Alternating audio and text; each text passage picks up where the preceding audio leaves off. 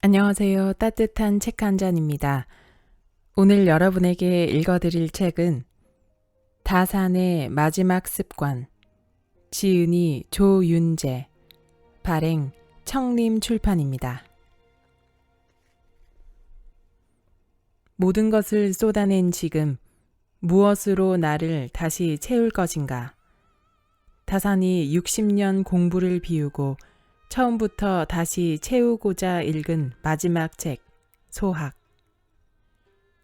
지금 밟고 있는 곳이 인생의 정점임을 깨달았을 때 우리는 성취감보다는 불안감을 느낀다. 익숙해서 습관이 되어버린 일상들을 반복하면서 서서히 인생의 하강 곡선을 그릴 것 같아서다. 고인물이니 라떼는 말이다 라는 유행어에는 이러한 정체감에 대한 두려움이 깔려 있다. 다산의 마지막 습관은 내가 굳어지고 텅 비게 된 것은 아닐까 하는 의심이 우울함으로 번질 때 펼쳐보고 기댈 수 있도록 마련한 오래된 조언이다. 다산의 마지막 공부와 천년의 내공의 저자 조윤재가 다산이 학문의 마지막에서 60년 내공을 비우고 새롭게 시작한 공부, 소학의 주요 구절 57가지를 가려 오늘날의 감각에 맞게 풀었다. 그럼 지금부터 본문 일부를 낭독해 드리겠습니다. 사람이 되고자 공부하지 말고 먼저 사람이 되어라. 행유여력 즉위학문. 행하고도 남은 힘이 있으면 그때 학문을 닦아라. 논어 하기.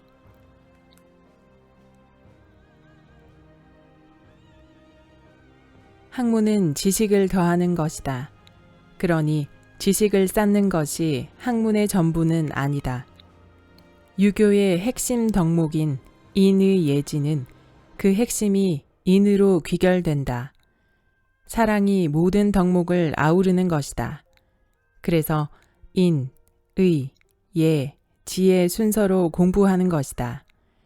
맨 마지막은 지로 먼저 인의 예를 근본으로 한 이후에 배움을 더해야 진정한 학문이 된다.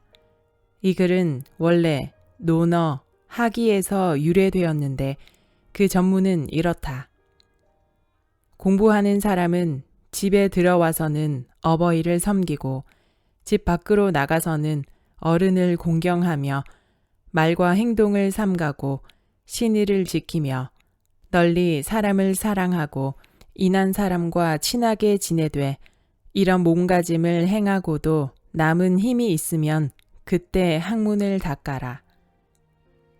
여기서 보면 학문을 하기에 앞서 해야 할 일은 무엇보다 사람됨의 근본을 실천하는 것이다.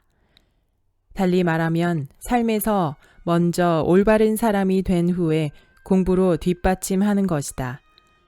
정자는 이렇게 풀이했다. 배우는 자로서 직분을 다하고 여력이 있으면 그를 배울 것이니 그 직분을 닦지 않고 그를 먼저 배움은 위기의 학문이 아니다. 여기서 위기의 학문이란 자기 자신을 위한 학문이라는 뜻으로 논어 헌문에 나오는 유명한 구절에서 비롯된 말이다. 하지만 오늘날 우리 세태는 출세를 위한 공부를 최우선으로 한다. 어릴 적부터 수험 공부만을 강조하고 공부를 잘하면 다른 모든 것에는 너그럽다. 물론 현실은 어릴 때부터 치열하게 경쟁해야 하고 성적과 시험에서 누구도 자유로울 수 없다. 눈앞의 시험이 앞날을 좌우하기 때문이다. 학생은 물론 성인이 되어서도 마찬가지다. 치열한 경쟁에서 이기려면 반드시 지식이라는 무기가 있어야 한다. 하지만 예문을 유심히 살펴보면 지식을 쌓는 공부를 아예 하지 말라는 이야기는 아니다. 단지 먼저 사람됨의 근본을 바로 세우라는 권유다. 바로 인의 예지에서 인의 예의 덕목을 충실히 한 다음에 즉 지식을 쌓는 노력을 해야 한다. 만약 이처럼 사람됨의 근본을 바로 세우는 공부가 병행되지 않는다면 그 공부는 극단으로 흐를 수밖에 없다. 성공을 위해 수단과 방법을 가리지 않게 되고 도덕성이 없는 냉혹한 지식인이 될 수도 있다. 이른바 똑똑한 악이 될 수도 있는 것이다. 예문의 가르침은 바로 그것을 말해준다.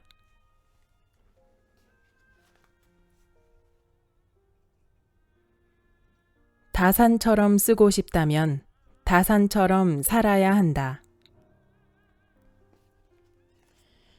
다산은 문장학을 배우려고 찾아온 이인영이라는 젊은이에게 진정한 배움의 의미와 그 순서에 대해 말해준다.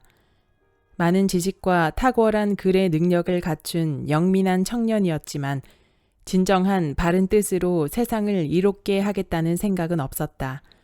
그는 다산에게 오직 좋은 글만 쓸 수 있다면 세상을 버려도 좋다고까지 피력했다. 이처럼 극단으로 치우친 청년에게 어떤 말을 해주어야 할까? 다산은 이렇게 가르친다. 문장이란 무엇일까? 학식이 안으로 쌓여 그 아름다움과 멋이 겉으로 드러나는 것이다. 기름진 음식을 배불리 먹으면 몸에 윤기가 흐르고 술을 마시면 얼굴에 홍조가 피어나는 것과 다름이 없는데 어찌 갑자기 이룰 수 있겠는가? 중화의 덕으로 마음을 기르고 효우의 행실로 성품을 닦아 공경함으로 지니고 성실로 일관하되 변함없이 노력해야 한다. 사서로 몸을 채우고 육경으로 식견을 넓히며 사서로 고금의 변화에 통달해야 한다. 지금부터 문장학의 뜻을 끊고 서둘러 돌아가 늙은 어머니를 복양하라.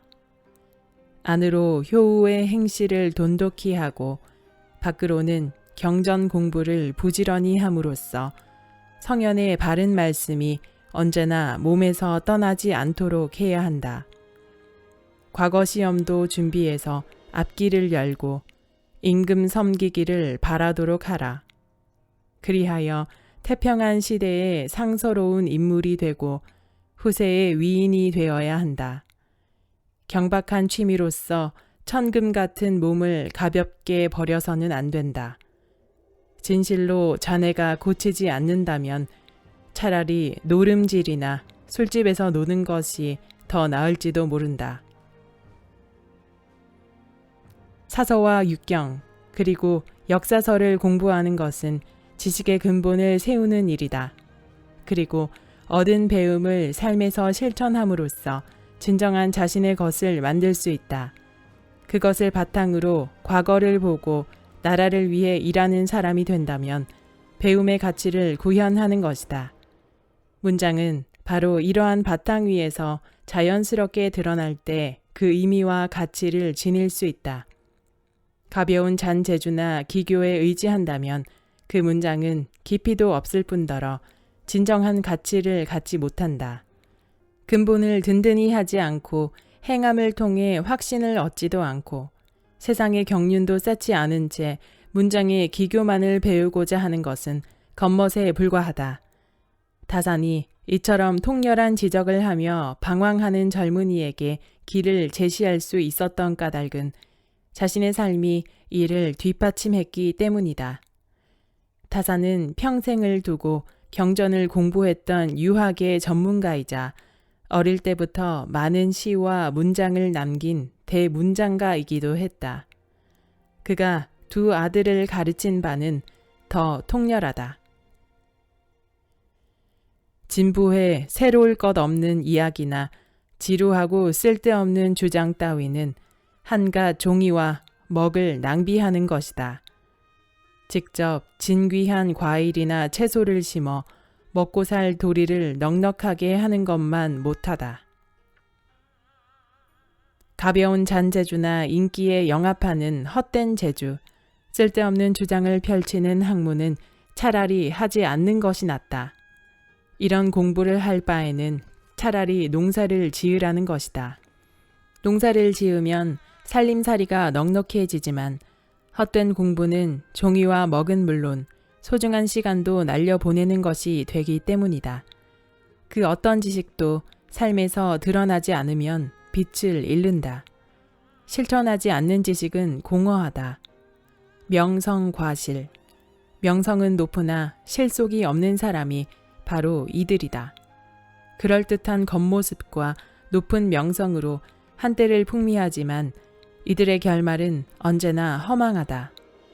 머지않아 실속 없는 내면이 드러나기 때문이다. 진정한 공부는 삶에서 실천하는 것이다. 그리고 실천을 통해 배우는 것이다. 지식은 배움으로 얻지만 근본은 지식으로 바로 세울 수 없다.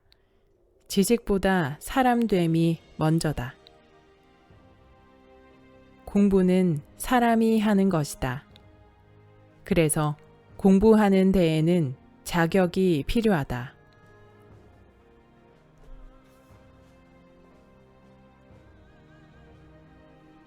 세상을 바꾸고 싶다면 책상부터 정리하라.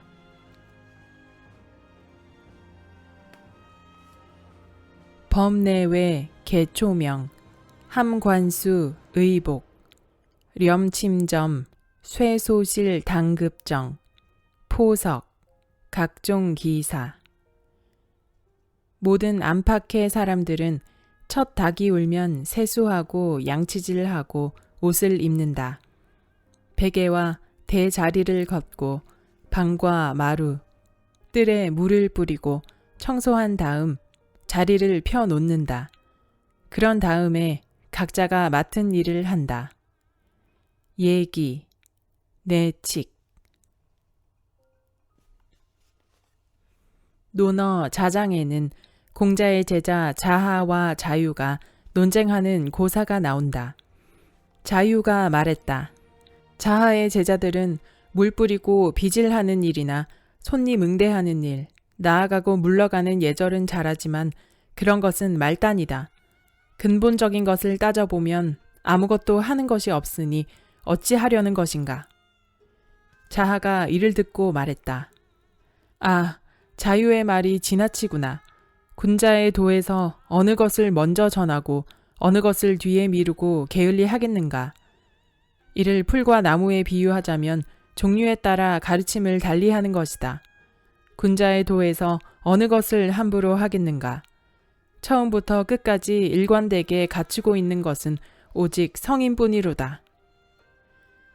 자유는 자하가 너무 기초적인 일에 치우쳐 정작 높은 차원의 도를 제자들에게 가르치지 않는 것을 탓했다. 그래서야 언제 수양과 학문의 진전이 있겠느냐는 것이다. 하지만 자하의 생각은 달랐다. 군자의 도는 일상의 일에서부터 높은 도에 이르기까지 어느 것 하나 미치지 않는 것이 없어야 한다고 봤다. 학문의 처음에서부터 높은 차원의 도까지 모든 것을 알고 있는 사람은 오직 성인밖에 없으니 제자들은 자기 수준에 맞게 기본적인 것에서부터 높은 도에 이르기까지 합당한 배움을 얻어야 한다는 것이다. 자유와 자하, 두 사람은 모두 공문십철에 속한다. 특히 공자는 이 둘을 학문과 문학에 뛰어난 제자로 꼽았다. 이처럼 높은 학식과 수양을 지닌 두 사람 가운데 누구의 견해가 옳은지에 대해서는 선뜻 판단하기가 어려울 것이다. 단지 두 사람이 제자를 가르치는 교육 방식에 차이가 있을 것이라고 짐작할 뿐이다. 하지만 논어에 실려 있는 공자의 가르침을 보면 자하가 좀 더 공자의 뜻에 가깝다고 볼 수 있다. 논어, 헌문에 실려 있는 고사를 보면 공자가 나를 알아주는 사람이 없다고 한탄하는 장면이 나온다. 자공이 의아해서 어찌 사람들이 스승님을 몰라주겠습니까? 라고 묻자 공자는 이렇게 대답했다. 하늘을 원망하지 않고 다른 사람을 탓하지 않는다. 일상의 일을 배워서 심오한 이치에까지 도달했으니 나를 알아주는 것은 저 하늘이로다. 공자의 학문은 차원이 높다. 하지만 그 시작은 바로 일상의 사소한 지점에서부터였다고 공자는 말하고 있다. 아무리 높은 차원의 도라고 해도 일상에서 깨달음을 얻은 것이다. 자유가 말했듯 공부의 근본은 도와 덕일지라도 그 시작은 바로 가까운 하루하루의 삶을 충실하는 것이다.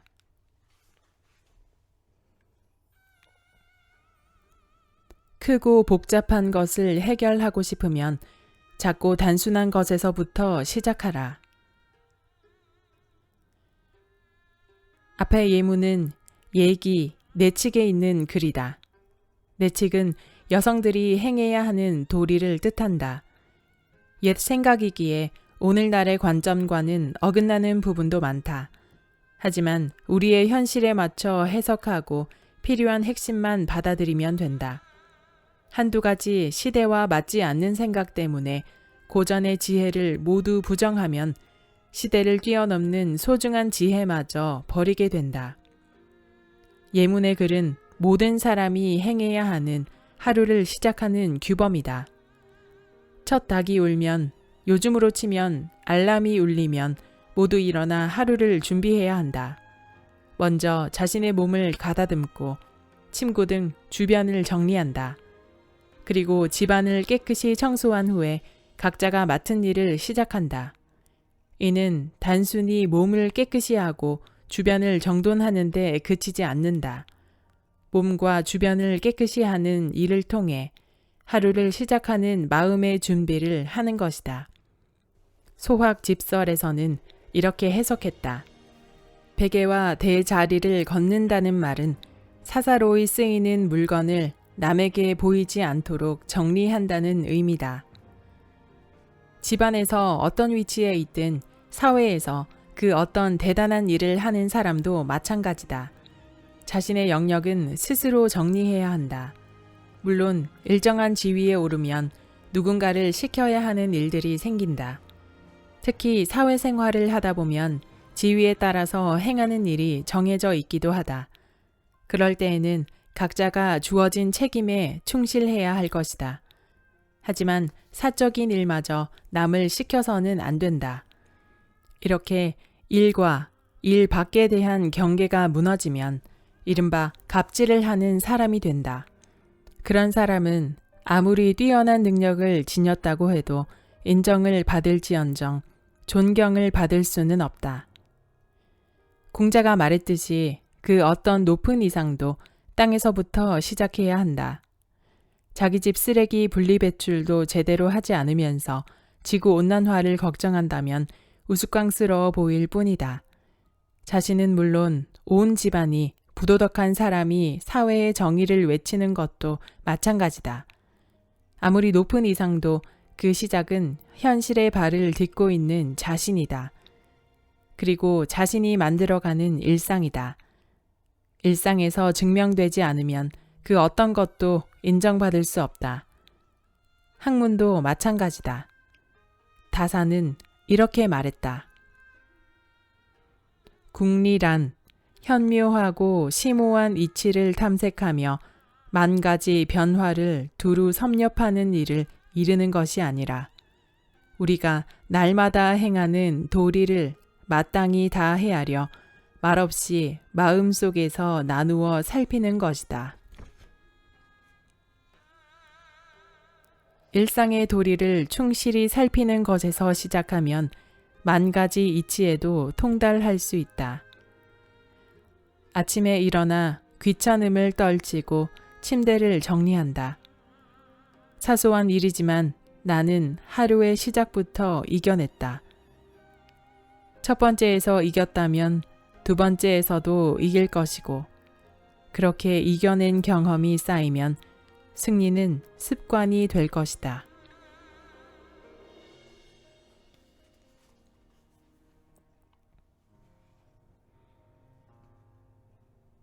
가장 가까운 사이부터 진심을 다하라.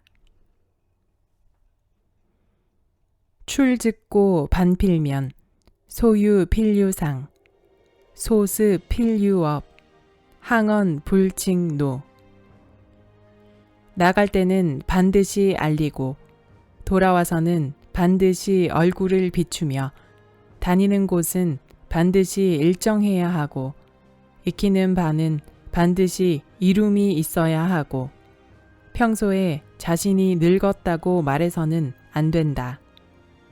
얘기, 국례. 이 구절의 앞에는 이렇게 실려 있다. 무릇 자식이 된 자의 예는 겨울에는 따뜻하게 해드리고 여름에는 시원하게 해드리고 어두우면 이부자리를 해드리고 새벽에는 안부를 살펴야 한다. 나이든 부모님이 편안하게 생활하도록 보살펴 드리는 것은 당연한 자식의 도리일 것이다. 하지만 이것보다 더 중요한 것이 바로 예문의 구절이다. 바로 부모의 마음이 편하도록 살피는 것이다. 논어에는 공자가 효에 대해 제자를 가르친 말이 거듭해서 실려 있다. 먼저 자유가 효를 묻자 공자는 이렇게 가르쳤다. 요즘 효라는 것은 부모를 물질적으로 복양하는 것을 말한다. 그러나 개나 말조차도 모두 어미를 먹여 살리는데 공경할 줄 모른다면 짐승과 무엇이 다르겠는가. 단순히 먹고 사는 것만 살핀다고 해서 효도가 아니라는 것이다. 부모는 오직 자식이 병날까 그것만 근심한다라는 말도 마찬가지다. 부모는 자식이 편안하고 잘 될 때 가장 행복하다. 이로써 보면 효도는 그리 어려운 일이 아니기도 하고 무엇보다 어려운 일이기도 하다. 내가 열심히 노력해서 잘 되고 건강한 것이 가장 큰 효도이기 때문이다. 예문에서 말하는 바도 이와 비슷하다. 나갈 때 반드시 말씀을 드린다는 것은 자신이 위험하지 않은 곳으로 간다는 것을 알려 부모의 마음을 편안하게 해드리는 것이다. 다니는 곳은 반드시 일정해야 한다는 것도 같은 뜻이다. 돌아와서 얼굴을 비추는 것은 무사히 귀가했음을 말씀드리는 것이다. 익히는 바에 이룸이 있어야 한다는 것은 헛된 일에 빠지지 말고 노력한 만큼 성취를 이룬 모습을 보여드리는 것이다. 자신이 늙었다는 말을 부모 앞에서 해서는 안 된다는 것은 그 말로 인해 부모가 자신의 나이를 자각하고 의기소침해지는 것을 막기 위함이다. 누구나 나이가 드는 것이 세상의 이치지만 부모들은 자식의 성장을 보고 세월을 느낄 때가 많다. 만약 자식이 나이가 많다고 한탄하면 부모는 더 마음이 상하기 마련이다.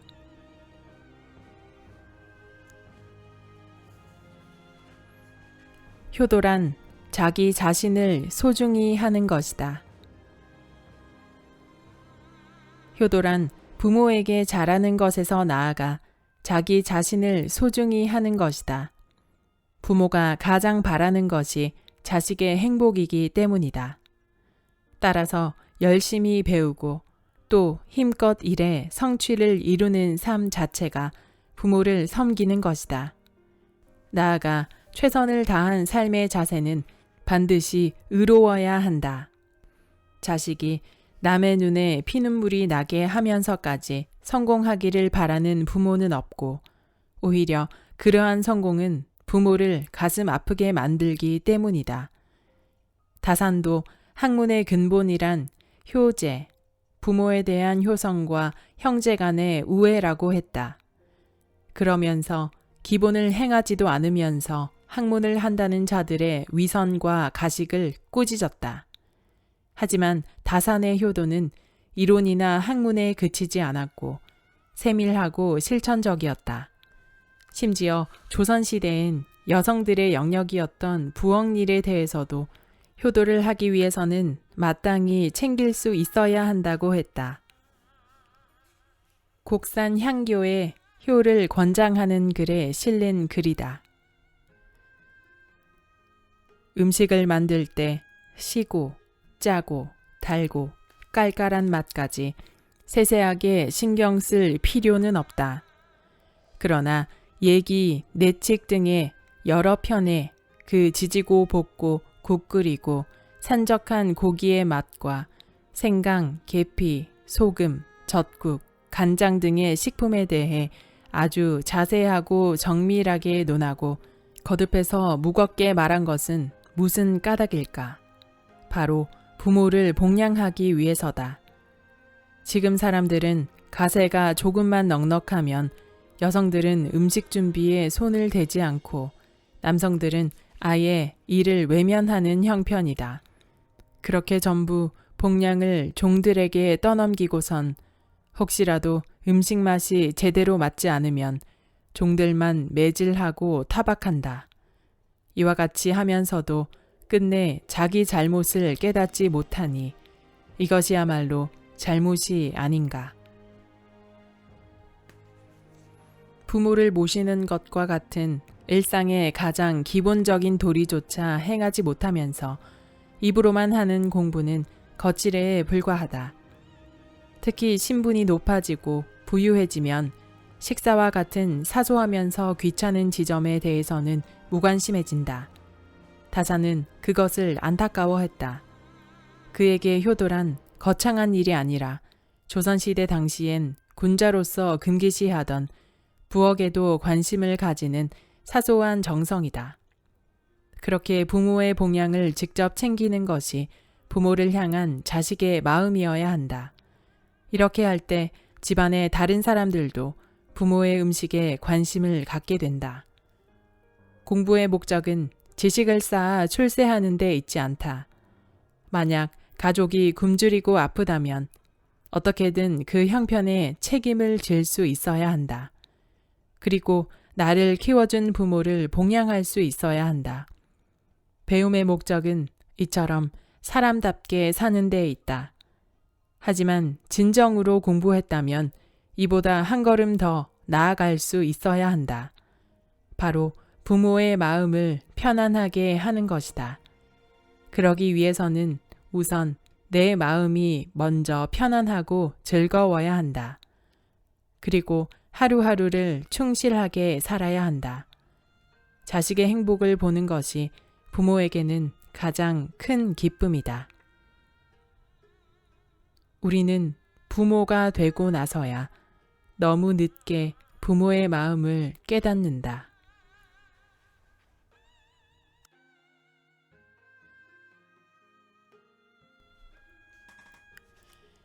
해야 할 일과 할 수 있는 일을 구분해야 어른이 된다. 무용지변, 불급지찰, 기이불치. 쓸데없는 말과 급하지 않은 일은 버려두고 신경 쓰지 마라. 순자, 천론. 급선무라는 말이 있다. 서둘러서 먼저 해야 할 일이라는 뜻으로 요즘도 곧잘 쓰이지만 알고 보면 2300여 년 전 인물인 맹자의 말을 기록한 맹자 진심상에서 유래된 표현이다. 전문을 보면 이렇다. 지혜로운 사람은 모르는 것이 없지만 눈앞에 닥친 일은 서두른다. 인 한 사람은 사랑하지 않은 것이 없지만 친족과 현자를 사랑하는 일을 서둘러 먼저 한다. 요순의 지혜로도 만물을 두루 알지 못한 까닭은 먼저 해야 할 일을 서둘렀기 때문이고 요순의 인으로도 두루 사랑하지 못한 까닭은 친족과 현자를 사랑하는 일을 서둘렀기 때문이다. 맹자는 지혜로운 사람과 인한 사람이 가장 먼저 서둘러 해야 할 일을 설명하면서 급선무라는 표현을 썼다. 여기서 요순은 가장 지혜롭고 훌륭하다는 중국의 전설적인 지도자를 가리킨다. 이처럼 지혜롭고 인한 사람이 모든 것을 알지 못하고 모든 사람을 사랑하지 못하는 까닭은 시급히 먼저 알고 시급히 먼저 사랑해야 할 것이 있기 때문이다. 아는 것과 사랑해야 할 대상에도 분명한 우선순위가 있다는 것이다. 맹자의 이런 생각은 공자의 철학을 뿌리로 삼는다. 공자는 좋은 세상을 만들기 위해서는 가장 먼저 부자 관계가 바탕이 되어야 한다고 생각했다. 그 다음으로 가족을 사랑하고 나아가 이웃을 사랑하고 세상 사람들을 사랑함으로써 온 세상에 사랑이 퍼져 나간다는 것이다. 공자의 생각을 맹자는 이렇게 정리했다. 군자는 만물을 아끼지만 모두 인으로 대하지는 않고 백성을 인으로 대하기는 하지만 모두 친밀하게 하지는 않는다. 먼저 친족을 친밀하게 대하는 데에서 나아가 백성을 인으로 대하고 백성을 인하게 대하는 데에서 나아가 만물을 아낀다. 아끼는 대상이 친족에서 시작해서 백성으로 또 만물로 확대된다는 것이다. 아무리 위대한 사람도 모든 일을 다 할 수는 없고 아무리 훌륭한 일이라고 해도 우선순위가 있다. 맹자는 인의의 근본을 이야기하면서 그 시작은 바로 친족, 즉 가족에서부터 출발해야 한다고 봤다. 바로 곁에 있는 가족부터 사랑하지 않으면서 세상을 향한 사랑을 외치는 것은 진정성이 없는 공허한 주장이라는 것이다. 순자 철론에 실려있는 예문 역시 같은 생각을 말하고 있다. 사람이 가장 중요하게 생각하고 시급하게 해야 할 일은 인의의 근본을 실천하는 것인데 그것을 버려두고 다른 일에 매달려서는 안 된다는 것이다. 심지어 그런 일들은 쓸데없는 말과 급하지 않은 일이라고 순자는 말했다. 위 예문의 뒤에는 시급히 그리고 중요하게 해야 할 일이 실려 있다. 군신 사이의 의리, 부자 사이의 친함, 부부 사이의 분별은 날마다 갈고 닦아 버려둬서는 안 된다. 바로 삼강오륜에 있는 일들이다. 우리가 잘 알고 있는 부자 유친, 군신 유의, 부부 유별, 장유 유서, 붕우 유신의 오륜 가운데 앞에 세 가지다. 살아가면서 가장 중요한 일은 나를 지키는 것이다. 시간 관리에 관해 한때 중요한 일과 급한 일 가운데 어떤 일을 먼저 해야 하는지에 대한 고민이 유행했던 적이 있었다. 리더십과 시간 관리의 대가 스티븐 코비의 저서 소중한 것을 먼저 하라에서 비롯된 것 같다. 스티븐 코비는 급한 일에 쫓기지 말고 중요한 일에 집중함으로써 일의 원칙과 근본적인 가치를 명확히 하라고 주장했다. 일의 효율과 성과를 만들기 위해 최선의 방법을 찾을 수 있어야 한다는 것이다. 최근에는 중요하고 급한 일, 중요하지만 급하지 않은 일, 중요하지는 않지만 급한 일, 중요하지도 급하지도 않은 일 등 할 일을 네 가지로 나눠놓고 바람직한 순서를 제시하기도 한다. 이런 분류는 속도에 치이고 일에 쫓기는 현대인들의 삶을 보여준다. 일의 종류가 확대되고 다변화되면서 바람직한 시간 관리도 더 세분화될 수밖에 없었을 것이다. 다사는 가장 중요한 일을 학문이라고 보았다. 근본을 알고 사람의 도리를 바로 세우는 학문이 유일무이하게 중요하다는 것이다. 제자 정수칠에게 당부한 말이다. 학문은 우리가 하지 않을 수 없는 일이다. 옛사람은 학문이 제일의 의리라고 했으나 나는 이 말에 잘못이 있다고 생각한다. 마땅히 오직 하나뿐인 의리라고 바로 잡아야 한다. 대개 사물마다 법칙이 있는데 사람이 배움의 뜻을 두지 않는다면 그 법칙을 따르지 않는 것이다. 그러므로 짐승에 가깝다고 하는 것이다. 그리고 시급한 일은 백성을 도탄에서 구하는 일이다. 다사는 수백 권의 책을 썼지만 그 근본이 되는 것은 나라와 백성을 사랑하는 마음이었다. 다사는 경세유표, 목민심서, 흠흠신서를 지필한 까닭에 대해 이와 같이 말했다. 경세란 무엇인가? 다스림을 베풀고 기강을 세워 우리의 오랜 나라를 새롭게 만들기를 생각하는 것이다. 목민이란 무엇인가? 오늘날의 법으로 우리 백성을 다스리는 것이다. 한 백성이라도 그 은택을 잇는 자가 있기를 바라는 것이 나의 마음이다. 흠흠이란 무엇인가? 인명에 관한 옥사는 잘 다스리는 자가 없는 것 같다. 관리에게 주어서 원통함과 억울함이 없기를 바라는 것이 나의 뜻이다. 다사는 삶에서 가장 중요한 일은 마음을 다스리고 성품을 기르는 것이라고 했다. 다시 말해 가장 중요한 일은 삶의 근본을 바로 세우는 것인데 다사는 책을 통해 이치를 공부함으로써 그것을 얻을 수 있다고 봤다. 나아가 스스로를 바로 세운 것을 시작으로 나라를 새롭게 하고 백성을 잘 살게 하는 일을 시급히 해야 한다고 봤다. 오늘날 많은 사람들이 일의 우선순위와 중요도를 착각한 채 살아간다. 특히 말에 있어서는 더욱 그렇다. 말로 인해 벌어지는 다툼을 지켜보면 지극히 사소한 일들이 많다. 우연히 지나치는 말, 아무 생각 없이 던진 말로 오해가 생기고 자존심이 상해 다투게 된다.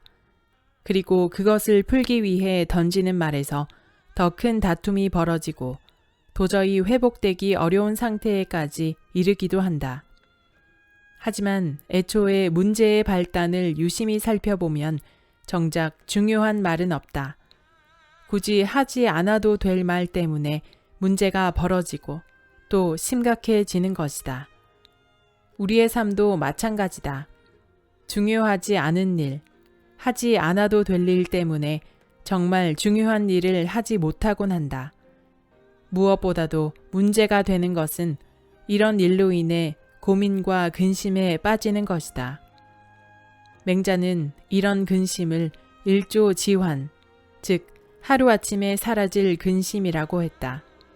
하룻밤만 지나면 없어질 근심 때문에 시간을 낭비하고 마음을 병들게 하는 것이다. 이런 쓸데없는 근심에서 벗어나는 좋은 방법이 있다. 중요한 일, 시급한 일에 집중하는 것이다. 바로 우리 삶을 통해 이루어야 하는 일, 나 자신에서 시작해 나뿐만이 아니라 세상에 이로운 보탬이 되는 일이다. 인생은 짧다. 중요한 일을 시급하게 하기에도 시간이 모자란다.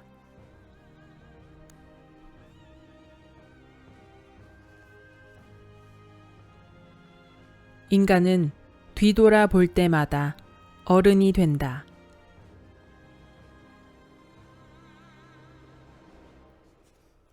사자 진퇴주 환필중례 내지정 외체 직연후 지궁시 심고 지궁시 심고 연후 가이 언중 차가 이관 덕 행이 활쏘기는 나아가고 물러나고 예를 표하는 것이 반드시 예법에 맞아야 한다.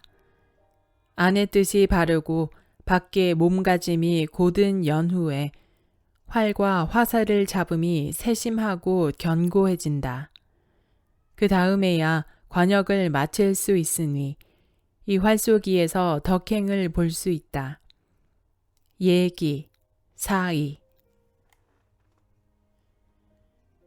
유교에서 군자란 학식이 높고 행실이 바른 사람으로 배움이 모자라고 인간성이 부족한 사람을 뜻하는 소인과 대비해 바람직한 인물이자 되고 싶은 인물을 상징한다. 따라서 군자의 자격과 자세에 대해 많은 고전에서 묘사하고 있는데 다음은 논어 8일에 실려있는 글이다. 군자는 다투는 일이 없으나 꼭 하나만 있다면 활쏘기다. 절하고 서로 양보하며 사대에 오르고 내려와서는 벌주를 마시니 그 다투는 모습도 군자답다. 경쟁이란 상대를 이기기 위해 하는 일이니 사익을 추구하지 않는 군자와 어울리지 않는다. 하지만 활쏘기는 반드시 예를 따라야 하고 서로 양보하는 미덕을 보일 수 있으므로 일반적인 다툼과는 차원이 다르다. 사람이 살아가면서 경쟁을 무조건 회피할 수는 없다. 그것은 군자라고 해도 마찬가지다. 경쟁에 임해서 무조건 양보하는 것도 군자의 올바른 자세는 아니다. 경쟁에는 당당히 임해야 하되 그 과정과 결과는 공정해야 한다. 그리고 반드시 예의를 바탕으로 하되 겉모습에 국한되어서는 안 된다. 이중적이고 위선적인 처신이 되어 가장 비겁한 모습이 될 수 있기 때문이다. 앞의 예문은 예기, 사의에 그 이유와 함께 실려 있다. 화를 쏘는 것은 인의 길이다. 먼저 자신을 바르게 하는 것을 구한다. 몸을 바르게 한 후에야 화살을 쏘며 맞추지 못했으면 나를 이긴 자를 원망하지 않는다. 돌이켜 나 자신에게서 잘못을 구할 따름이다. 화를 쏘려면 먼저 자세를 바르게 해야 한다. 그래야 올바른 방향으로 화를 쏠 수 있고 명중률이 높아진다. 따라서 화를 쏘는 것은 자신을 바르게 수양하는 인의 철학과 같다. 인을 추구하는 사람은 항상 자신을 바르게 정리하는 것을 가장 중요한 가치로 여긴다. 또 한 가지, 활쏘기에서는 이기든 지든 승복하는 자세를 가져야 한다. 승리했다고 교만해져서는 안 되고 패배한 상대를 따뜻하게 위로하고 격려해야 한다.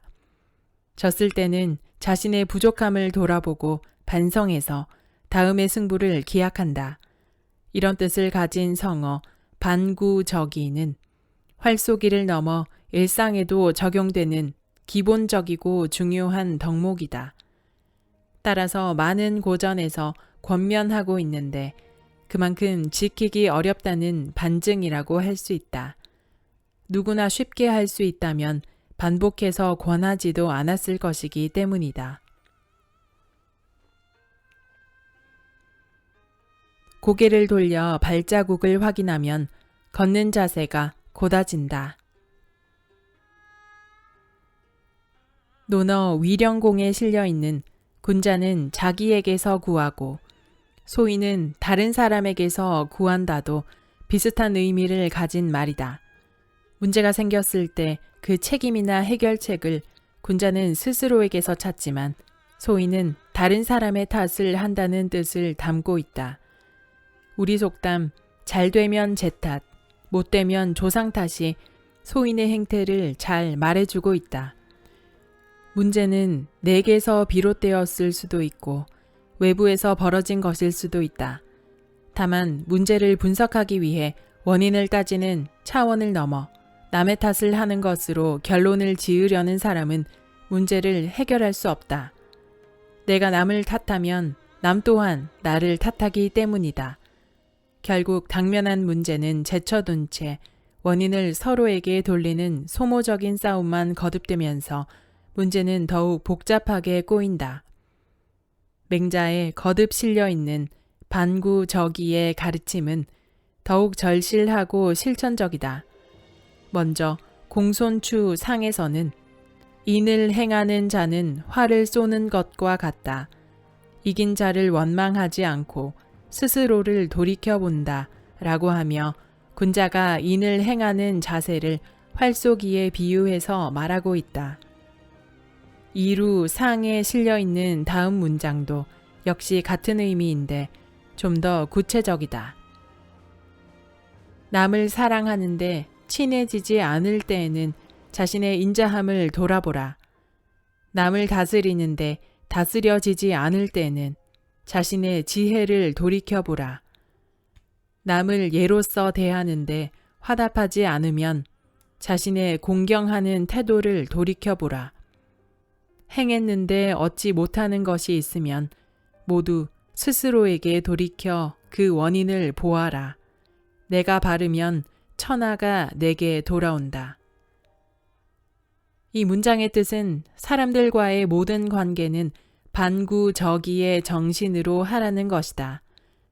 사람들과의 친교는 물론 사람을 다스리는 일도 마찬가지다. 이 모든 일을 반구저기의 정신으로 할 수 있다면 그 보상은 엄청나다고 이 문장은 말해준다. 물론 천하를 얻을 수 있다는 것은 지나친 비약으로 볼 수도 있다. 하지만 공감과 배려의 자세가 사람들의 마음을 얻을 수 있고 사람의 마음을 얻는 사람이 성공할 수 있다는 말은 오늘날의 관점에서 봐도 충분히 수긍이 간다. 다산이 험난한 귀양 생활에서 위대한 결과를 만들 수 있었던 힘도 반구저기의 정신이었다. 그는 배움에 관한 퇴계의 가르침을 보면서 자신의 조급한 결점을 돌이켜봤다. 내가 품성이 조급해 궁리하는 데에 있어 오래 견뎌내지 못했다. 혹 하나의 사리를 궁구하다가 때로 막히어 통하지 않는 것이 있으면 정신이 거칠고 혼미해져서 중도에 그만두지 못했는데 독서에 특히 이런 병통이 있었다. 지금 선생이 논한 바를 보면 그 병을 고치는 약이 절실하고 타당하여 참으로 알고 실제로 이행한 체험에서 나온 것이다. 이러한 교묘한 비결을 얻어 이것으로 궁리하면 뚫어서 투철하지 못하고 녹여서 소화하지 못할 근심이 없을 것이니 어찌 늘 눈여겨보며 힘쓰지 않을 수 있겠는가. 이처럼 자신의 문제를 정확하게 진단하고 돌이켜 고칠 수 있는 사람은 나날이 성장할 수 있다. 평범한 사람들도 마찬가지다. 비록 천하를 얻을 정도의 큰 일은 해내지 못할지도 모른다. 하지만 어디에 있더라도 자신의 역할을 성실하게 수행하며 누구에게나 신임을 받는 일상의 작은 영웅은 될 수 있을 것이다. 신의 한 수는 번뜩이는 영감이 아니라 끝없이 후회했던 인간의 복기에서 나왔다.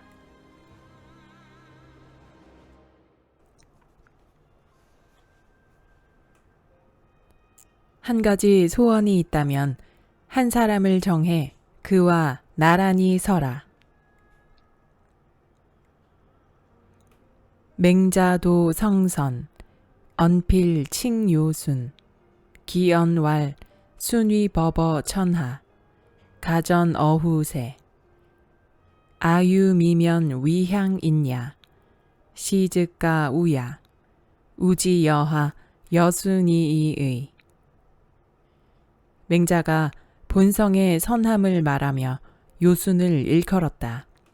그 말씀에 순은 천하의 모범이 되어 후세에 전해질 수 있었는데 나는 아직도 일개 시골 사람에 지나지 않으니 근심할 만한 일이다. 근심한다면 어찌해야 할까?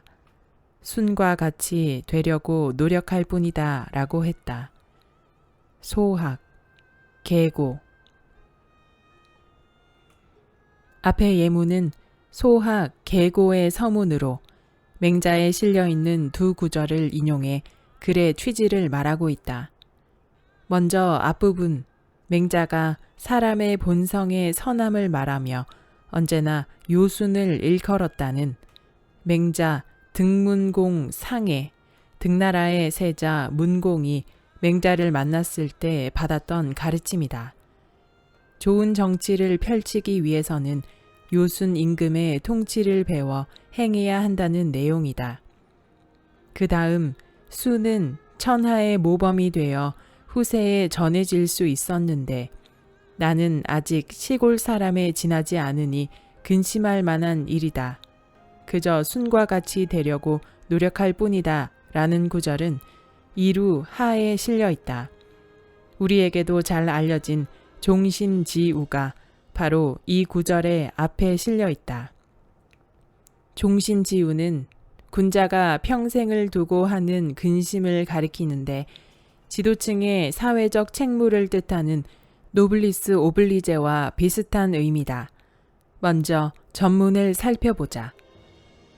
이런 까닭에 군자에게는 종신토록 근심하는 것은 있어도 하루아침에 근심은 없다. 걱정하는 일이란 이런 것이다. 순도 사람이고 나도 사람인데 순은 천하의 모범이 되어 후세에 전해질 수 있었지만 나는 아직도 일개 시골 사람에 지나지 않으니 근심할 만한 일이다.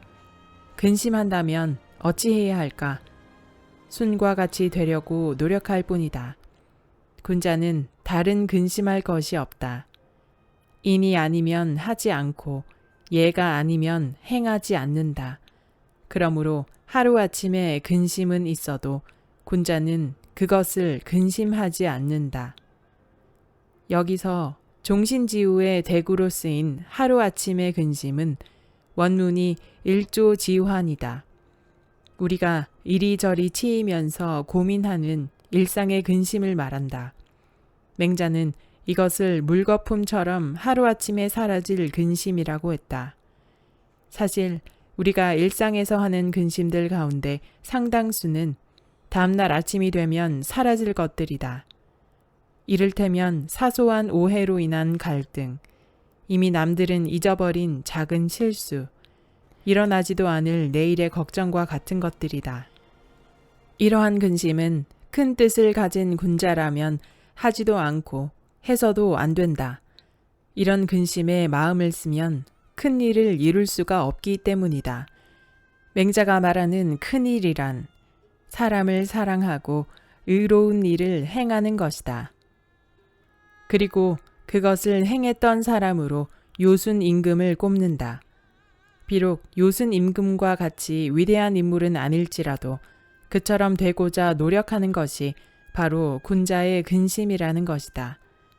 주자는 그 이유를 이렇게 말해주고 있다. 맹자는 본성의 선함을 말씀하시되 반드시 요순을 일컬어 실증하셨다.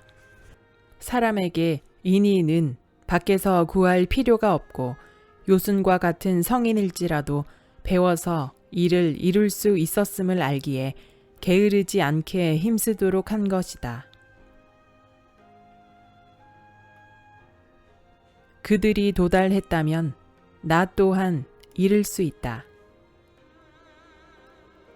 우리는 흔히 위대한 업적을 이룬 사람들은 태어날 때부터 남달랐을 것이라고 생각한다. 어릴 적부터 특별한 재능을 보이고 보통 사람은 꿈도 꾸지 못할 일들을 해냈을 것이라고 짐작한다.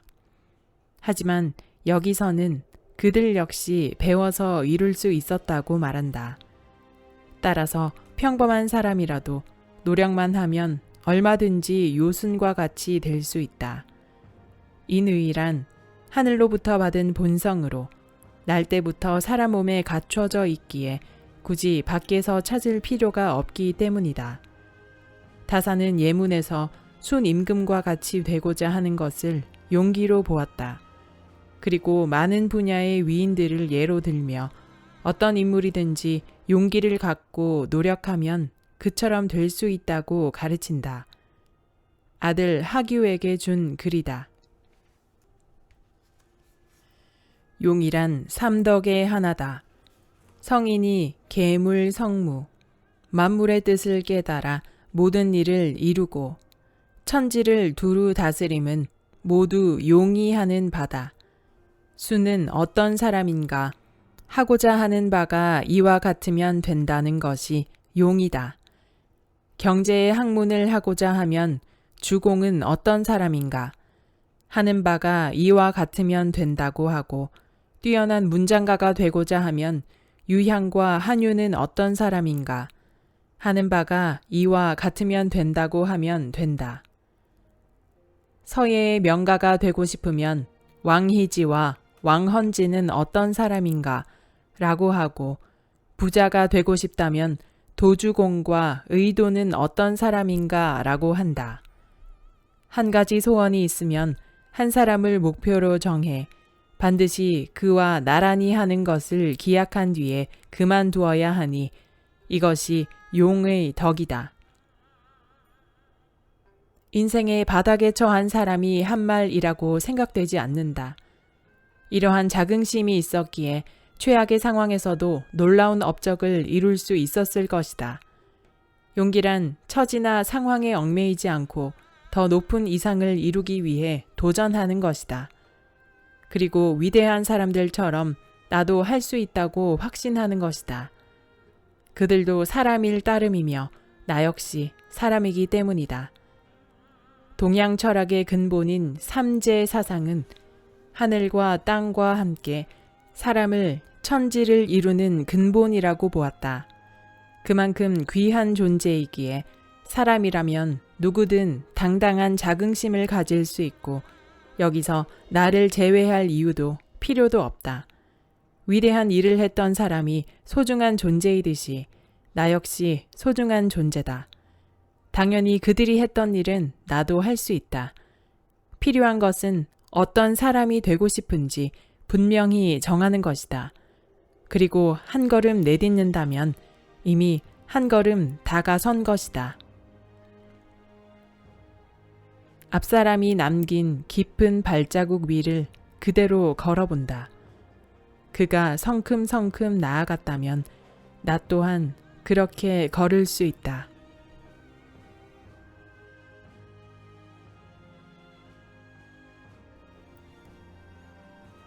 오늘을 고치지 않고 내일이 있다고 하지 말라.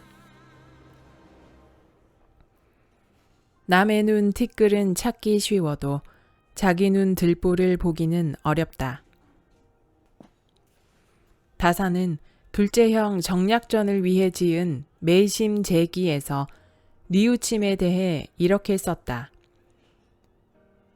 성인이 지은 주역의 64궤 가운데 많은 것이 후회와 한스러움으로 궤상을 세웠다. 이를 볼 때 성인인들 어찌 뉘우침이 없었겠는가. 만약 성인이라고 해서 뉘우침이 없다면 그들은 우리와 같은 부류가 아니니 무엇 때문에 흠모하겠는가. 안자를 인하다고 하는 까닭은 같은 잘못을 2번 저지르지 않았기 때문이고 자로를 용감하다고 하는 이유는 자신의 잘못을 듣기 좋아했기 때문이다. 참으로 뉘우친다면 잘못은 허물이 될 수 없다. 만약 잘못을 전혀 저지르지 않고 매사가 완벽하다면 이미 사람의 차원을 벗어난 것이기에 평범한 우리가 굳이 우러러 따를 이유가 없다고 다사는 말한다. 제 아무리 위대한 성인이라도 사람이라면 허물은 있다. 그럼에도 그들이 평범한 사람과 다른 점은 잘못을 즉시 깨닫고 뉘우치며 고치는 데 있다. 그들은 이익 때문에, 자존심 때문에, 사소한 일은 지나쳐버리는 무심함 때문에 잘못을 용인하지 않는다. 그리고 일상에서 날마다 반성을 실천한다. 이러한 작은 차이가 그들을 위대하게 만드는 것이다. 최근 다음에는 작은 일을 소홀히 하지 않고 보이지 않는 곳에서도 속이거나 숨기지 않고 실패했을 때도 포기하지 않으면 이것이 진정한 영웅이다 라고 실려 있다. 위대한 사람들은 위대하게 타고난 것이 아니라 작고 평범한 일상을 살아가며 항상 자신을 돌아보고 매사에 충실하고자 노력했기에 위대한 것이다. 다사는 퇴계의 편지와 문장을 보고 깨우침을 받아 쓴 도산 사숙록에서 이렇게 썼다. 그는 학문과 글에서 자긍심과 자부심을 가졌던 것이 지나쳤음을 느끼고 깊이 반성했다. 내 평생에 큰 병통이 있다. 무릇 생각하는 것이 있으면 저술하지 않을 수 없고 저술하면 남에게 보이지 않을 수 없다. 바야흐로 그 생각에 이르면 붓을 잡고 종이를 펴서 잠시도 머뭇거리지 않고 글을 쓰고 글을 짓고 나서는 스스로 사랑하고 좋아해 조금이라도 문자를 아는 사람을 만나면 미처 내 말이 완벽한가, 편벽되지는 않았는가, 혹은 그 사람과 친밀한가, 소원한가를 가리지 않고 급히 전하여 보이려 한다. 그렇게 한바탕 말하고 나면 마음속에는 도무지 한 가지도 남아있는 것이 없다.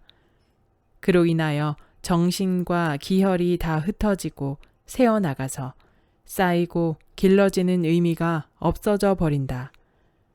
이러고서 어떻게 성령을 함량하고 몸과 명예를 보전할 수 있겠는가. 요즘 와서 점검해 보니 모두 가볍고 얕음 두 글자가 빌미가 된 것이다. 이것은 덕을 숨기고 수를 기르는 공부에 크게 해로움이 있을 뿐만 아니라 비록 언론과 문체가 다 수두룩 멋이 있다고 하나 점차 얕고 좁아져서 남에게 존중을 받지 못하게 된다. 지금 선생의 말을 들어보니 더욱 느끼는 바가 있다. 퇴계가 이중구에게 보낸 편지에서 나의 기와 시가 공에게까지 들렸다 하니 깊이 송구스럽습니다. 우스갯삼아 한 말이라 반드시 다 이치에 맞지 않을 것입니다. 가벼운 짓을 한 허물은 이미 후회해도 소용이 없습니다. 라고 겸손하게 전한 말을 보고 다사는 스스로를 돌아본 것이다. 사람은 누구나 다른 사람의 잘못은 잘 보지만 자기의 잘못에 대해서는 잘 깨닫지 못한다. 자기 눈 들보는 보지 못하면서 남의 눈 티끌은 잘 본다라는 말도 있다. 하지만 사람들의 약점은 이에 그치지 않는다. 설사 알았다고 해도 자신의 잘못은 고치기 싫어한다. 잘못을 깨닫고 고치려고 하다가도 남이 지적하는 것은 참지 못한다. 다른 사람이 충고하는 마음을 오해하거나 혹은 진심임을 알더라도 자존심 때문에 거부한다. 그래서는 진정한 성장을 이룰 수 없다. 아무리 장점이 많은 사람이라고 해도 고치지 못하는 단점이 있다면 그 단점이 걸림돌이 될 수밖에 없다. 한 가지 단점이 많은 장점을 가려버리기 때문이다. 또한 자신을 돌이켜보며 성찰하는 자세가 없다면 성장에는 한계가 있다. 자신을 알지 못하는 사람, 솔직하게 들여다보지 못하는 사람은 끝없이 제자리 걸음을 할 뿐이다. 다른 사람을 아는 것은 지혜로움이지만 자신을 아는 것은 명철함이다. 노자.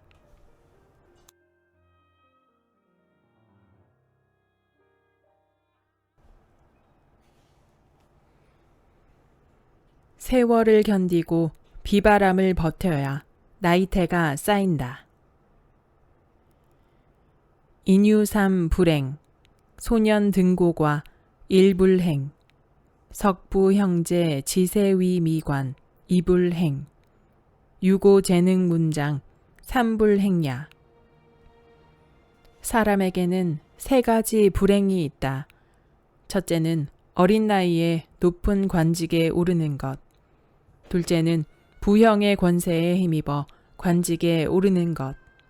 셋째는 뛰어난 재주로 문장에 능한 것이다. 이정전서. 일찍 높은 관직에 오르는 것, 권세 있는 부모를 만나는 것, 남들보다 뛰어난 능력을 발휘하는 것, 이 세 가지는 누구나 원하는 것이다. 출세가 보장되고 남들보다 먼저, 그리고 손쉽게 성공할 수 있기 때문이다. 하지만 정의는 그것이 인생에서 가장 큰 세 가지 불행에 속한다고 했다. 아마 고개를 갸웃하게 될 텐데 그 이유를 잘 말해주는 고사가 있다. 바로 지상병담이다. 종이 위에서 펼치는 용병술이라는 말인데 경험이 없는 이론만의 병법은 실제 전쟁에서는 전혀 쓸모가 없다는 뜻이다. 사기, 연파, 인상, 여열전에 실려 있다.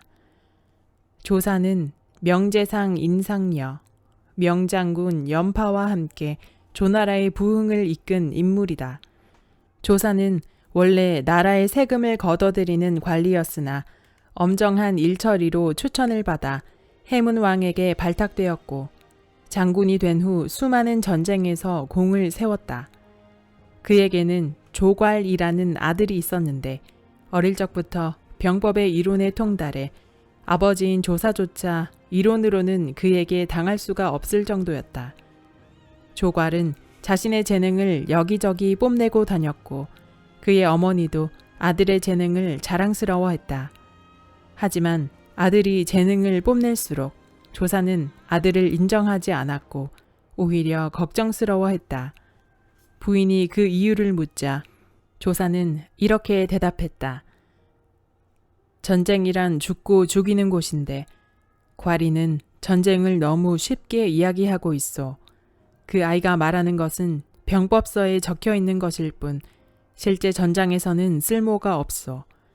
그 아이를 장군으로 삼지 않으면 그만이지만 부득이 장군으로 임명한다면 조나라 군대를 파멸시키는 자는 틀림없이 괄이가 될 것이요.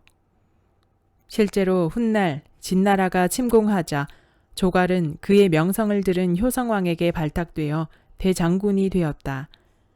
남편의 이야기를 기억했던 조괄의 어머니는 왕을 찾아가 아들의 발탁을 취소해달라고 호소했다.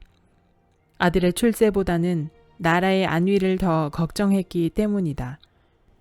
하지만 왕은 고집을 꺾지 않았고 조괄은 왕의 기대를 듬뿍 받으며 군대를 지휘했으나 계책에 빠져 처절한 패배를 당하게 된다. 자신은 화살에 맞아 죽었고 40만 명의 병사는 지도자를 잃고 우왕좌왕하다가 진나라에 항복한다. 진나라는 이들을 모두 생매장해 죽인다. 당시 조나라와 진나라의 충돌을 가리켜 장평대전이라고 하는데 역사상 가장 참혹한 전쟁 가운데 하나로 꼽힌다. 군주 하나의 잘못된 판단과 멋모르고 나선 백면서생 하나의 실책이 이와 같은 참혹한 결과를 만든 것이다. 조괄의 고사를 보면 정의가 말했던 인생 삼불행에 대해 절실히 공감하게 된다. 조괄은 최고 명문가의 아들로 어린 시절부터 아버지에게 병법을 배웠고 타고난 재능으로 아버지를 능가하는 병법의 이론가가 되었다. 그로 말미암아 이름을 높이게 되었고 나라가 위기에 빠진 중요한 시기에 대장군의 직책을 맡아 벼락 출세를 했다. 인생의 불행이 되는 세 가지 요건을 제대로 갖췄다고 해도 과언이 아니다. 그 결과는 참혹했다. 자신은 물론 수많은 병사들이 목숨을 잃었고 부흥하던 나라마저 위기에 빠뜨리고 말았다. 인생 삼불행이 단순한 불행을 넘어 위험한 까닭은 너무 이르게 오른 자리이기에 합당한 덕과 경륜을 갖지 못하는 경우가 많기 때문이다. 타고난 재능과 학식이 있더라도 덕과 인격이 뒷받침되지 못하면 교만해질 수밖에 없고 경험과 경륜이 부족하기에 조그만 위기가 닥쳐도 제대로 대응하기가 쉽지 않다.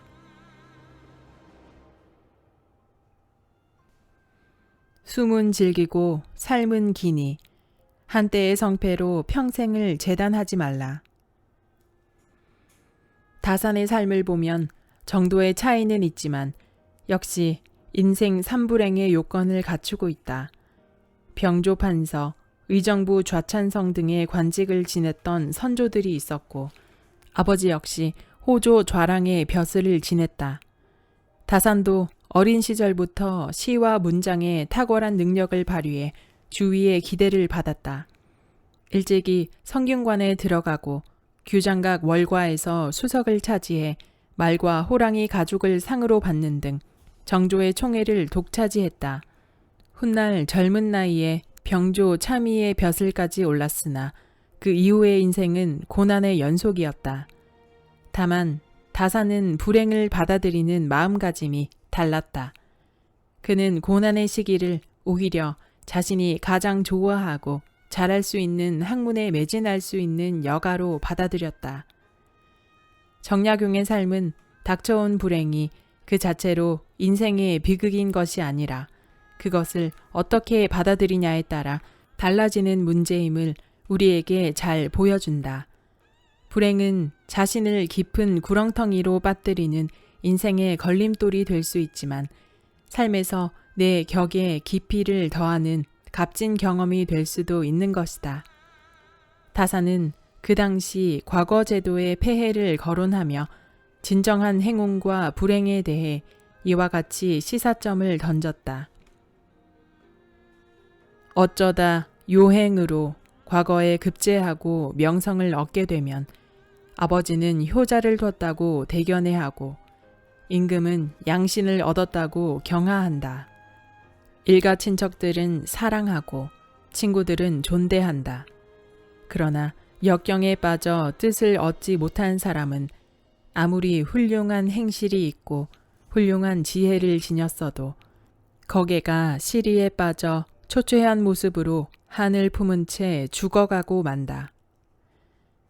다사는 시험 한 번에 인생의 성패가 갈리는 제도의 폐습을 질타했다. 정작 실력은 없으면서 부모의 도움으로 운 좋게 과거에 급제하면 그때부터는 모두의 추앙을 받는다. 이런 세태는 오늘날에도 마찬가지다. 부와 권력을 가진 사람을 부모로 두면 온갖 권리를 누리고 실력보다는 배경에 의존해 남들보다 앞선 곳에서 출발한다. 하지만 많은 경우 이들의 삶은 시장만큼 순탄치는 못했다. 모든 것을 부모로부터 받았지만 오만에 빠져 사람을 존중할 줄 모르고 자신을 다스리지 못해 큰 위기에 빠지고 말기 때문이다. 다사는 이것을 알았기에 두 아들에게 절실하게 당부했다. 패족 중에 걸출한 선비가 많은데 이는 하늘이 패족에게 재주 있는 사람을 내어 후대하는 것이 아니라 영달하려는 마음이 학문을 하려는 마음을 가리지 않으므로 책을 읽고 이치를 연구해 그 진면목을 알 수 있기 때문이다. 패족이 된 것을 불행이 아니라 진정한 학문을 이루는 기회로 받아들이자는 것이다. 패족 가운데 뛰어난 성취를 이룬 이들이 많은 까닭은 하늘이 불쌍히 여겨 복을 내린 것이 아니라 불행을 통해 고난의 의미를 알고 자신의 때로 만들 수 있었기 때문이다. 바로 다산 자신의 삶에서 우러난 가르침이다. 도자기의 빛깔은 뜨거운 가마 속에서 오래 구워진 다음에야 완성된다. 여기까지 다산의 마지막 습관의 본문 일부였습니다. 이 책을 읽고 낭독할 내용을 고르고 체크하면서 하나하나 모든 내용이 좋아서 어떤 부분을 고르기가 힘들었습니다. 다산 정약용 선생이 뛰어난 문장가이자 실학자이자 정조의 총애를 받았던 인물이라는 사실은 익히 알고 있었지만 이렇게 그분의 생애 후반에 남긴 글들을 해설과 함께 읽어보니 왜 지금까지 존경받아 마땅한 인물인지를 다시금 새기게 되는 시간이었습니다.